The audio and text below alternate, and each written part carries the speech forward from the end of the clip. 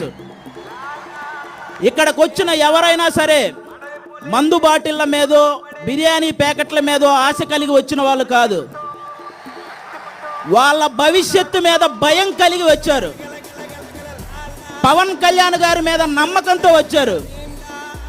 మీ నమ్మకాన్ని 100% ఒమ్ము చేయకుండా న్యాయం చేసే బాధ్యత పవన్ కళ్యాణ్ గారిది.